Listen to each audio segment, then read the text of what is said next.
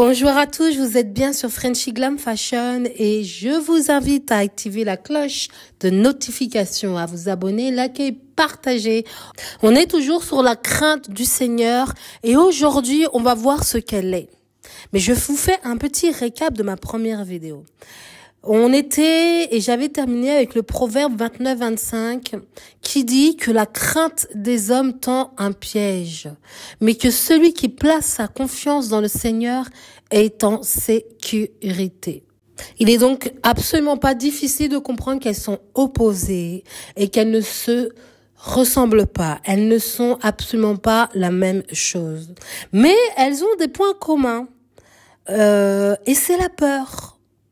Il y a 3 types de peurs qui se caractérisent, qui sont la crainte démoniaque, la crainte religieuse et la crainte de l'homme.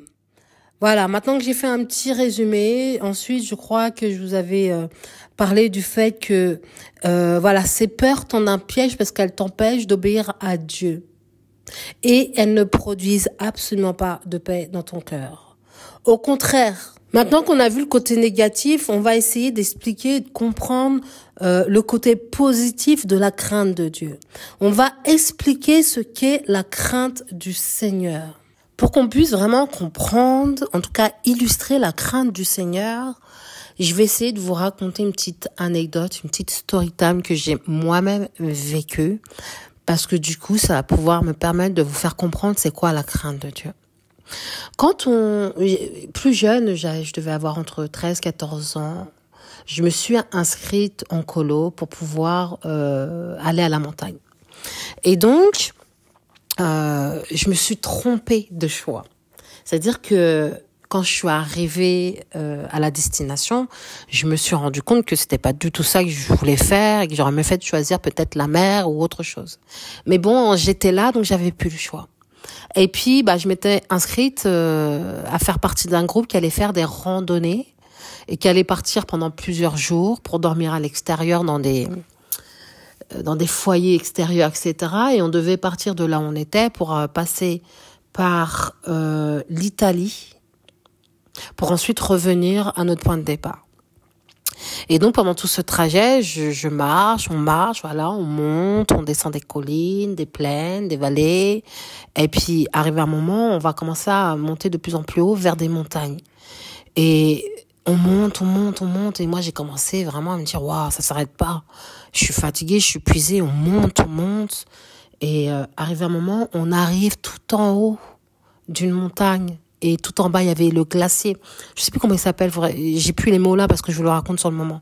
Mais il y avait le glacier qu'on appelle... bref, c'est pas grave.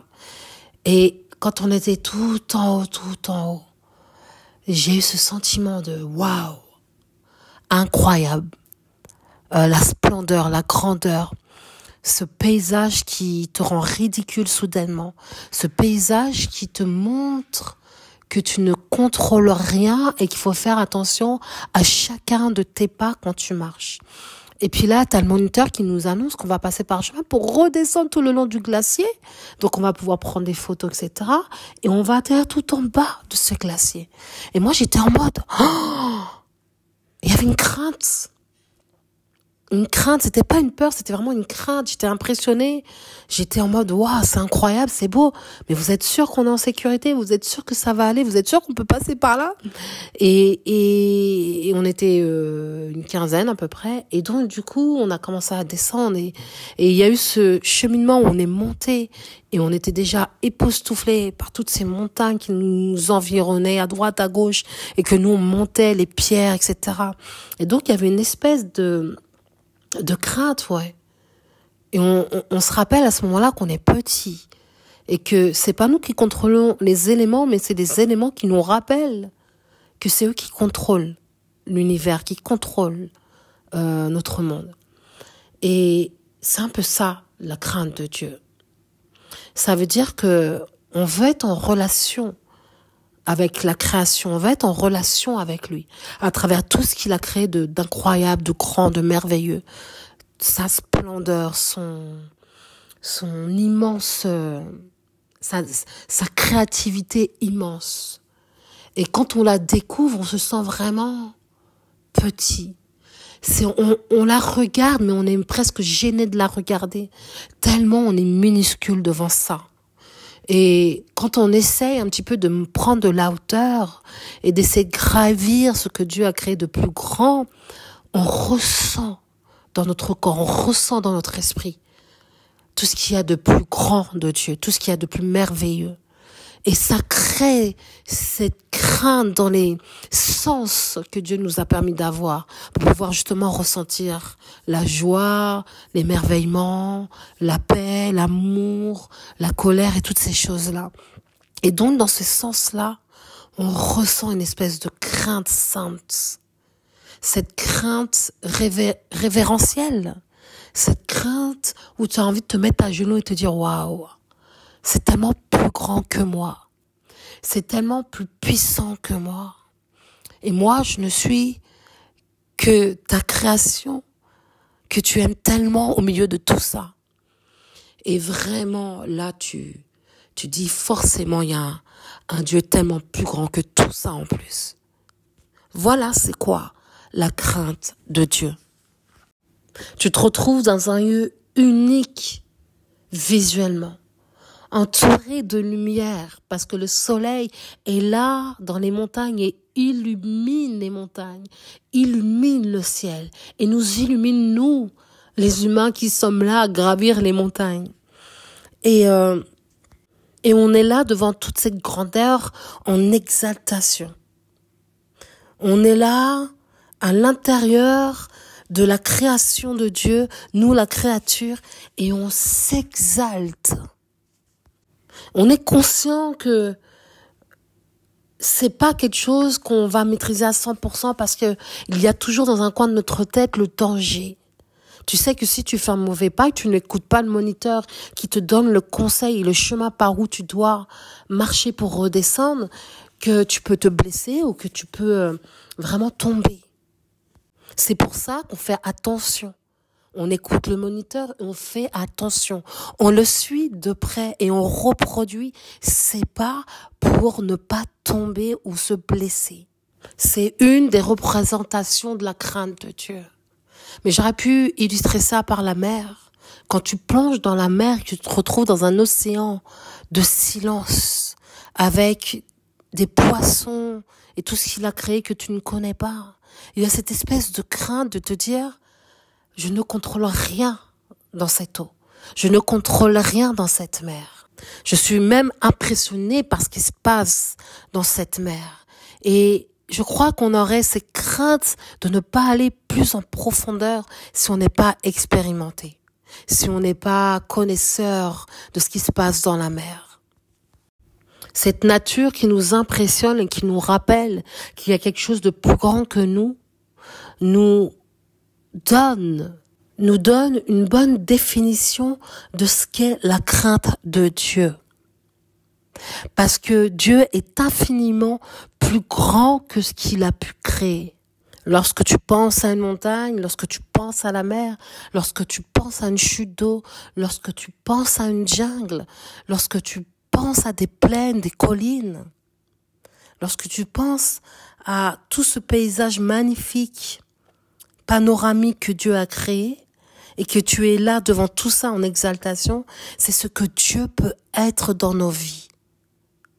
Dans le naturel, nous nous délectons et nous trouvons au sommet de cette montagne et nous apprécions la vue. Mais il y a toujours une part de risque qui y est attachée. D'une certaine manière, je trouve que c'est une bonne représentation de ce qu'est la crainte du Seigneur. C'est mélanger au formidable plaisir de sa faveur, de sa gloire, de sa puissance, qui nous sont disponibles d'une façon positive. Mais on est cependant toujours conscient du fait que nous devons pas marcher dans la mauvaise direction, car ce serait un désastre pour nous. La crainte du Seigneur ressemble à une révérence divine. C'est quelque chose que tu n'as donné à aucun être humain sur cette terre. C'est quelque chose que tu réserves seulement à Dieu.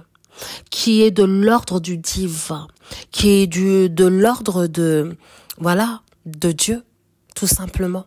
C'est plus que du respect. On peut également prendre la crainte du Seigneur d'un autre point de vue.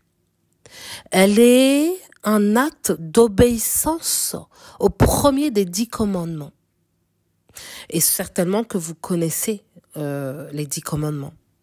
Alors on va essayer de se faire un petit rappel qui est énoncé très brièvement dans Exode 23. Et le Seigneur parle et il dit: tu n'auras point d'autre Dieu devant ma face. Maintenant, cela pourrait également être traduit ainsi: tu n'auras pas de Dieu autre que moi. Si on observe ce commandement, tu pourras avoir et connaître la crainte de Dieu dans ta vie.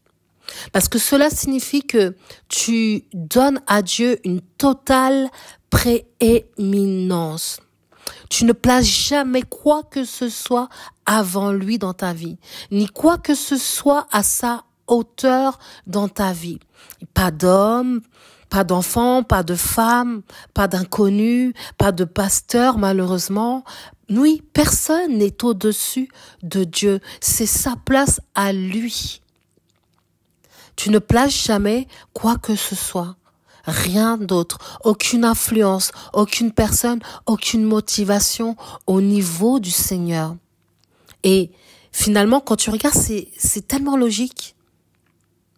Parce que si Dieu désire vraiment se révéler à toi et en quelque sorte se partager les clés du royaume avec toi, venir dans ta vie, et si il désire, et si il veut avoir et t'offrir une intimité avec lui, nous, sa création, sa créature faite de poussière que nous sommes, le Dieu Tout-Puissant te permet d'avoir un privilège de toi à lui.